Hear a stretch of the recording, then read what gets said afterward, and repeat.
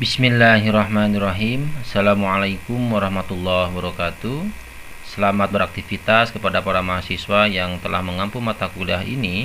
Semoga kita semua diberi kesehatan dan diberikan kemudahan dalam memahami materi yang akan Bapak sampaikan. Amin ya Allah ya Rabbal alamin. Marilah kita awali perkuliahan kita kali ini dengan membacakan basmalah bersama-sama. Bismillahirrahmanirrahim. Allahumma inni as'aluka ilman nafi'an wa rizqan thayyiban wa al-mutaqabbalan. Rabbi shrahli sadri wa yassirli amri wahlul 'uqdatam min lisani yafqahu qawli. Para mahasiswa yang Bapak banggakan, sekarang tidak terasa ya, kita sudah memasuki materi tentang strategi penyelesaian masalah ini di bagian kelima, di mana di bagian kelima ini akan membahas yang pertama merubah cara pandang, yang kedua akan membahas tentang berpikir logis. Sebelum ke contoh, kita akan kembali lagi atau akan kita bahas dulu tentang definisi apa itu cara merubah cara pandang. Jadi, strategi ini sangat baik, yaitu untuk memecahkan soal matematik dengan menggunakan logika atau dengan cara biasa lainnya. Untuk mampu menyelesaikan satu soal, maka harus berpikir lebih imajinatif dan berusaha untuk merubah cara atau sudut pandang terhadap suatu masalah. Jadi nanti akan Bapak suguhkan contoh soal yang para mahasiswa harus merubah cara pandangnya. Yang kedua yaitu tentang berpikir logis. Strategi ini merupakan strategi untuk menarik kesimpulan melalui suatu logika atau penalaran atas informasi data yang diketahui. Terkadang metode ini dilakukan dengan proses eliminasi, jadi nanti dihilangkan yaitu dengan memikirkan seluruh jawaban yang mungkin dan menunjukkan kemustahilan satu persatu sehingga hanya tersisa satu kemungkinan jawaban. Baik, akan kita berikan contohnya. Yang pertama yaitu tentang merubah cara pandang. Seorang tukang kayu dapat memotong kayu yang berbentuk silinder. Jadi silinder itu adalah nama lain tabung, tapi bentuknya kecil. Kalau tabung itu kan bangun ruang, ada ruangnya. Kalau silinder itu tidak ada. Seorang tukang kayu dapat memotong kayu yang berbentuk silinder menjadi beberapa bagian menggunakan gergaji.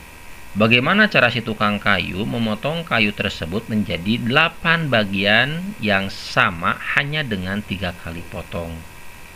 Jadi Bapak akan suguhkan kembali bagaimana caranya memotong hal dengan 3 kali potong tetapi mendapatkan 8 bagian. Bapak akan ambil contoh Misalnya ini adalah sebuah kayu yang berbentuk silinder. Kayu ini sekali lagi harus dipotong menjadi 3 kali potongan. Ingat 3 kali potong tetapi harus mendapatkan 3 kali potong harus mendapatkan 8 buah.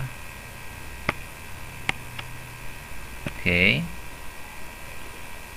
Biasanya para tukang kayu yang pertama kali ketika ada gambar seperti ini, maka cara memotongnya itu udah jelas. Pertama yang akan dilakukan adalah memotongnya satu, pasti dengan ke bawahnya Oke, itu 1 kali potongan. Yang 2 kali potongan kemana? Yang 2 kali potongan kedua. Sekarang yang ketiga. Yang keempat yaitu bagian sampingnya lagi.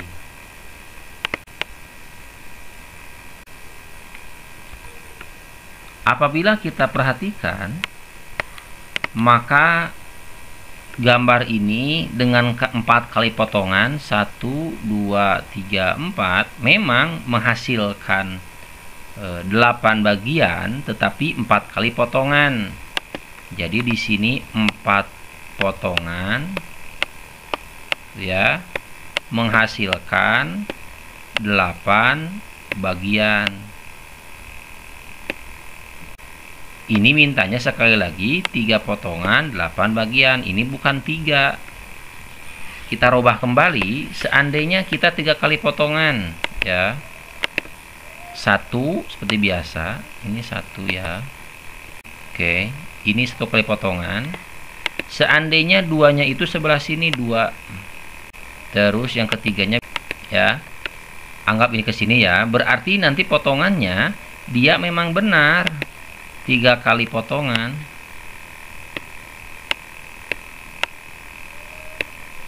Itu ya, 3 kali potongan.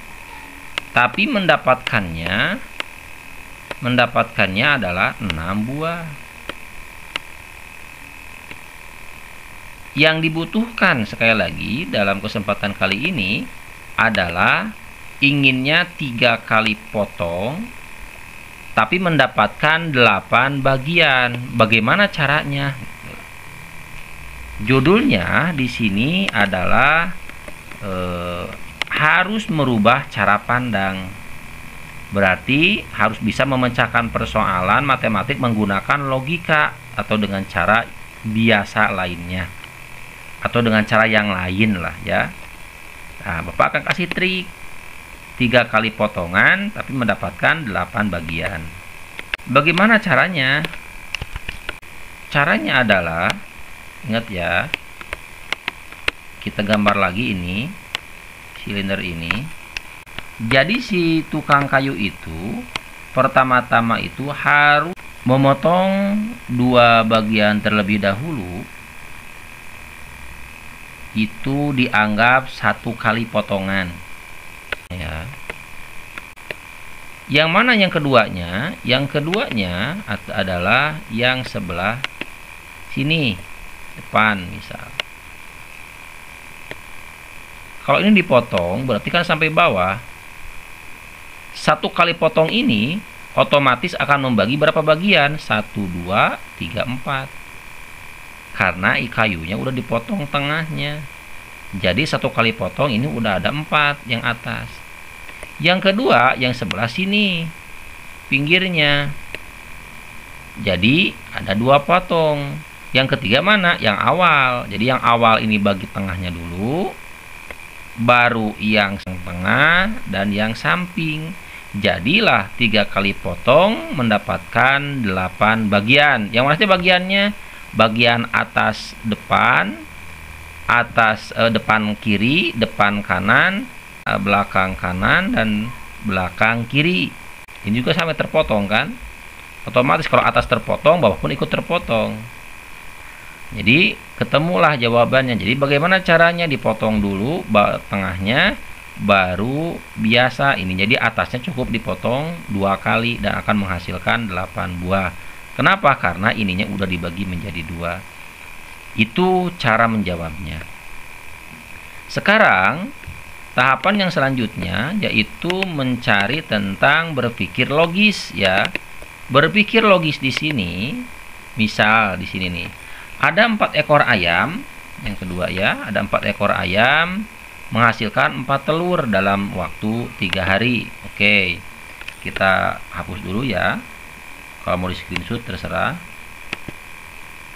Oke, ada 4 ekor ayam, 4 ayam ya. 4 ayam itu menghasilkan berapa? 5 telur. 5 telur berapa hari? Dalam waktu 3 hari. Oke. Selanjutnya, berapakah waktu yang diperlukan 1 lusin ayam untuk menghasilkan 5 lusin telur? Di sini dulu bacanya. 1 lusin ayam. Kalau 1 lusin ayam berarti bahasanya adalah 12. Kalau ayamnya ada 12 dengan waktu yang sama, waktunya 3 hari, anggap waktunya sama 3 hari, maka berapa telur yang dihasilkan? 14 dengan 12 berarti seolah-olah 12 dibagi 3. Jadi berapa? 4. Ini berarti di bawah juga sama. Berapa dibagi 5? Hasilnya 3. Ya udah, 5 kali 3 aja, dapatlah 15. Jadi dalam waktu 3 hari, ayam itu akan menghasilkan 15 telur. Sedangkan yang dibutuhkan sekarang itu adalah 5 lusin telur. Ingat, satu lusin itu adalah 12. Ya, satu lusin itu adalah 12 telur. Jadi kalau misalnya 5 lusin, ya, 5 lusin otomatis ada berapa? Ada 60 telur. Pertanyaannya kita harus jeli lagi. Berapakah waktu yang diperlukan satu lusin ayam untuk menghasilkan 5 lusin telur dengan kecepatan yang sama? Jadi berbicaranya waktu. Yang mana waktu? Yang ini nih waktu, Tete. Berarti ayamnya sama enggak? Bakal sama, ada 12.